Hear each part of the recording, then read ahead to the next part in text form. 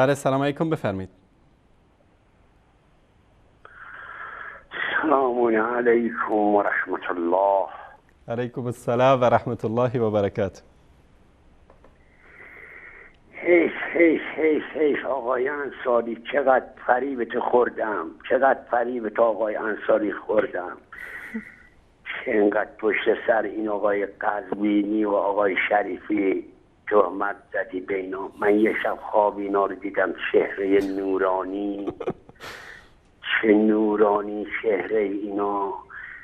گفتم ای مردم بیاید ببینید این آقای انصاری چه تهمتی به اینا زده، ببینید چه چهره نورانی دارن.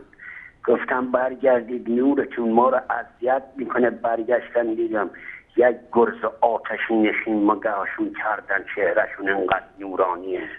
الله المستعان، الله المستعان. ای آقای انصاری قربون قد و بالات برم، شما تا 10 سال دیگم بگی اینا وقتی بخوان آدم نشن محال ممکنه.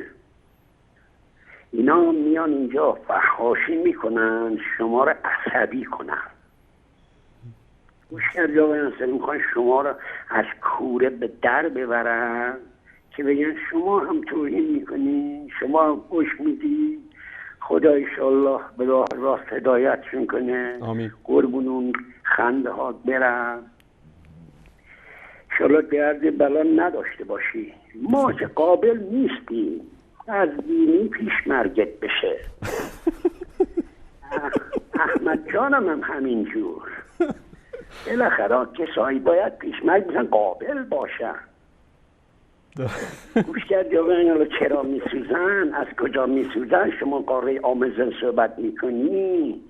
آره آقای انصاری خوبی الحمدلله. ببخشید من این خوابو باید میگفتم. زنده باشید. شعر نورانی اینا بعد دیدم از این گرز آتشی نشین منگاشون کردن اینقدر نورانی هم.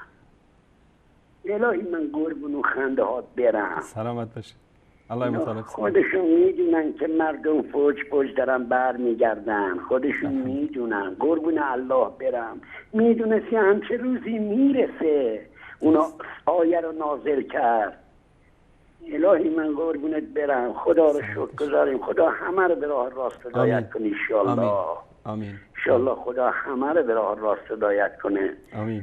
احمد جانم هم سلام گرم برسون. علیکم و علیه السلام. بگو در اولی عید قربانی آقای راستی آقای انصاری، مالا شما مدیر شبکه ما رو عفو کن، ما یه پیشنهاد داریم. بفرمایید. نمیشه مثلا مثل شبکه‌های دیگه مثلا به جای این کلیپ های قزوینی حیوانات نشون بدیم؟ آره مثل این راز با این حیات وحش نشون بدیم به جای اون. بابا این نشون میده اشتهای ما رو کور میکنی. بابا شیر پلنگ یا نشون میده چیه اینا نشون میده. بابا تو رو خود در به جای اینا حیوانات یا اینا رو بذار عکسشون اون بغل حیوانات هم نشون بده، گوره خری کفتاری وفتاری.